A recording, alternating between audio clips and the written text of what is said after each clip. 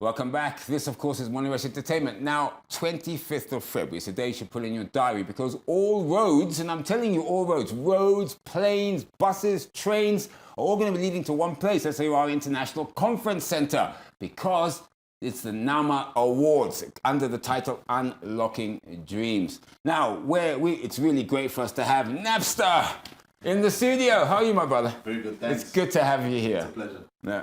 Now, NAMA, I mean, wow. I mean, look, all I can say is I just remember, of course, I'm old enough to remember NAMA back in the years, but it's just gone from strength to strength to strength. I mean, now it's just huge. And I think, tell us about this. Tell us about how, the evolution of NAMA and how you've got to be this sort of incredible event which really gives awards to all branches of things, from children's books to best artists to, I mean, it's fantastic. Poetry, I mean, it's brilliant. Well, the National Arts Merit Awards celebrates its 21st anniversary. So this is NAMA21. That means we've been going strong. Actually, we've been going strong for 22 years. But in 2020 and 2021, because of COVID-19 lockdowns, we had a special edition, which was the Legends edition. So we didn't count that. So now we're in the 21st edition. So we're celebrating 21 years. Wow. And 21 years, when just for a human being, that's when you get your key to life. That's when, we say you've come of age. So we also believe that NAMA has come of age. And we're getting the key to life, and we're using that key to unlock dreams. But you seem to have also given more categories. Is that correct? I mean, some of these categories I didn't notice before. Best poetry, there's children's book. I mean, why did you come up with that? I think over the 21 years, every year, there's an arts sector that is lobbying to say, listen, we've also been doing great things, or we've also come of age as a sector.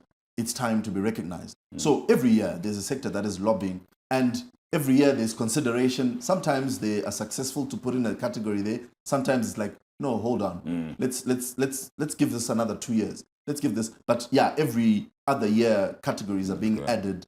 It's a difficult one as well, because you also don't want to just have 100 categories and you know what I mean, and have a 10-hour awards show. We've only got 4 hours, to do all these. That's still a lot. Exactly. In previous years, they've also considered the method of doing a pre-show where you give awards and then do a live show where you highlight that, we've already given this. I don't like that. I think it's nice for live. Exactly. Everyone wants to be live. Everyone wants to, get their accolade on live TV, on the same stage as everybody else. Why would you give others? It's a bit of it's a tricky one. It's a tricky one. But, it's stuff we have to do with every year. All right. We saw the list of nominees coming out last night. That's already started driving up debate and conversation. Maybe just walk us through how, someone gets nominated for the NAMAs, because I think that's... Some people have wondered why artist X isn't there and all that stuff.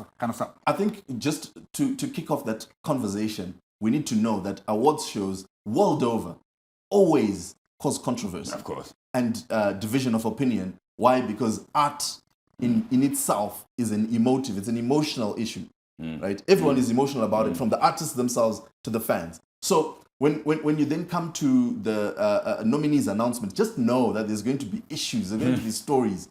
But the process of nomination, it starts with the artists themselves.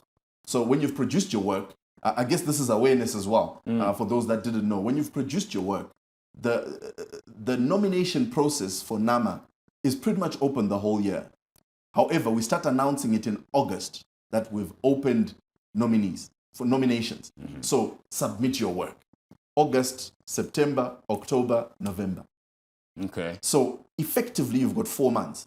However, if NAMA Ichipera on the 25th, if you submit your work on the 1st of March, it will be stored and we'll wait for when the nominations start, then the administrators will then put the work in for consideration. So you can submit any time, to be honest. Okay. But from August to November, we announce our nominations have started. So the artists themselves are the ones that's supposed to submit their work for consideration, and then they get to be nominated. Okay, hang on a second there. So I submit my work to NAMA, then what happens now? Then when the work has been submitted, there's an adjudication panel. Okay. The adjudication panel is comprised of industry experts, industry, outstanding people in the industries. Usually they use, people that have been doing it for a very long time. So they understand the industry, they understand the people working in there, they understand the importance of quality and what quality means, because quality in film means a different thing to quality in literary work, book writing and all of that. So these people then sit from 1 December until 31 January.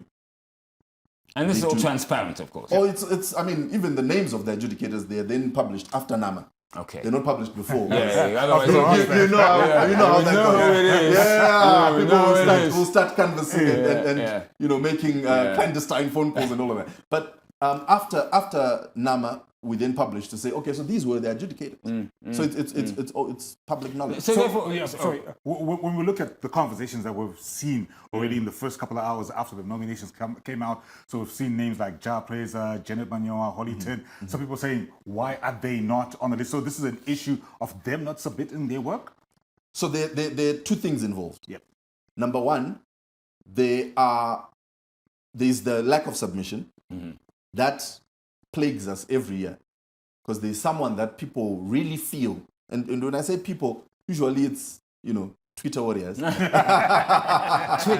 That's what you guys. You know what I'm saying? And you know why I say Twitter warriors? Yeah. You've got someone like Mark Ngwazi, who is blazing, right?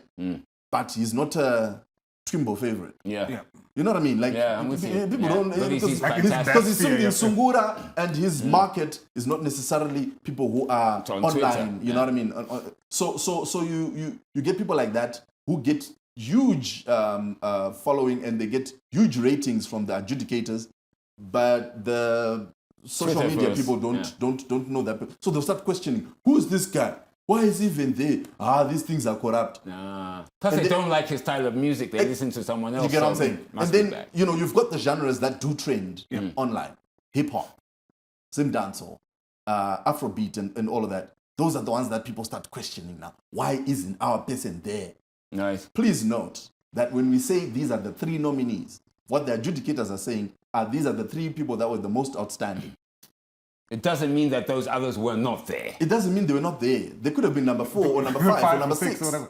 Right? And then there's also the issue of what are they adjudicating? What are they looking at? Popularity is not part of it. Yeah.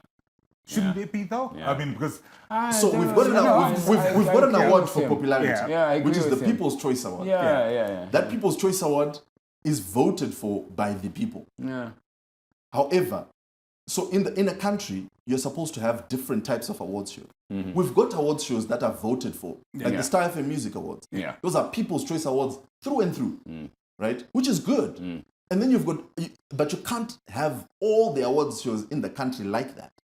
In a way, I prefer this because I do, because, as you said, popularity wins those awards, because the most popular gets the most votes from the people. Exactly. But when you're now looking at, you've got set criteria. What are we looking at in this category? These all of a sudden, quality markers. Then, then it becomes important. Yeah. And then coming back to some of those big names who are maybe not nominated, as organizers of the NAMA Awards, do you feel maybe that some of these big artists, if I was to call them that, are snubbing the awards? And if so, what would be the reason behind that? Because if they know that they're supposed to submit their work and then they don't submit it, what does that say about the award ceremony? So you've got an artist like Jah Prayzah who has come out in the open in the past and said, I feel like I've been winning too much.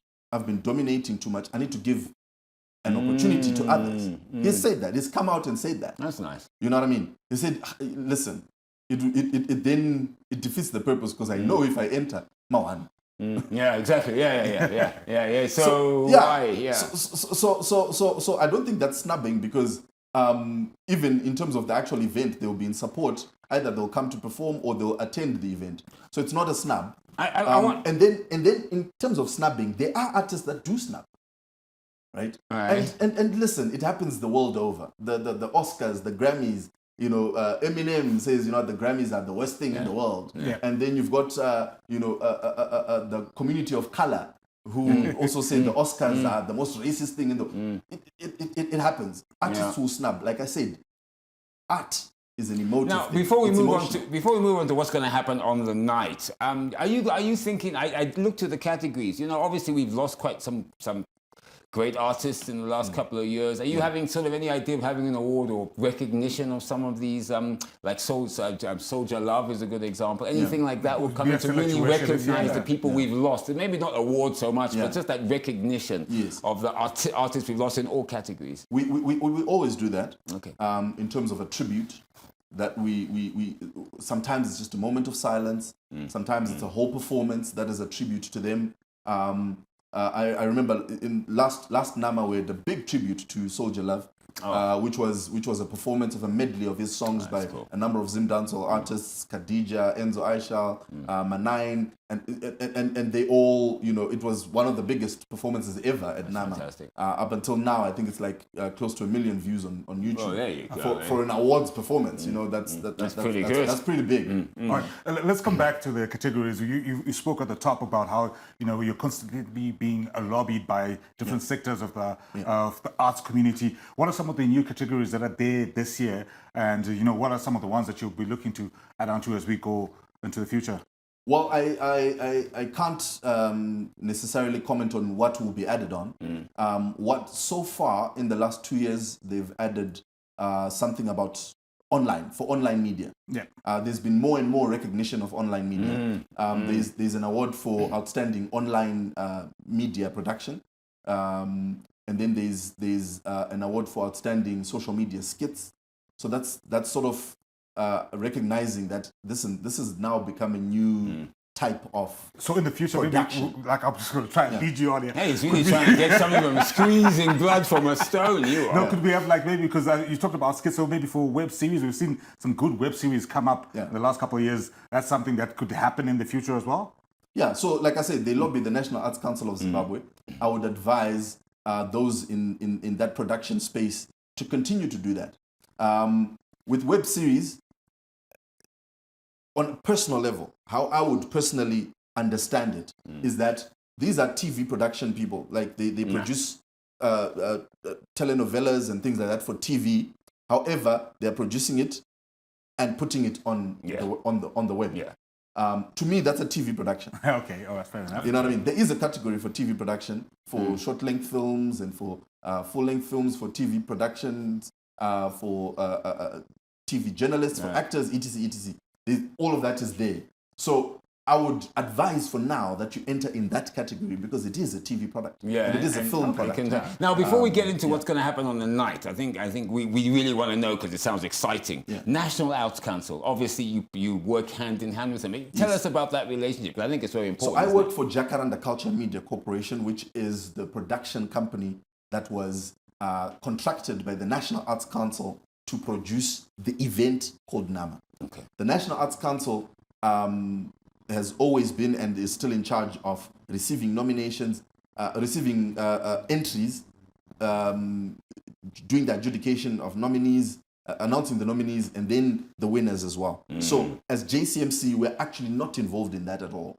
But you know, we're privy to some of the conversations because deadlines. Yeah. Sometimes we're asking, so when are you getting the nominees so we can announce them, etc. So we do all the public work. I think we're talking here about free, fair, transparent, done properly. No one can get involved in fixing the results. So you would be the event. We are just the event planners, so to say. Yeah. All right. Yeah. Right. So we're running out of time, but let's talk about the day, because I tell you what, we saw the people are going. I mean, tell us, please. The 25th of February, like you said, all roads lead to the HICC.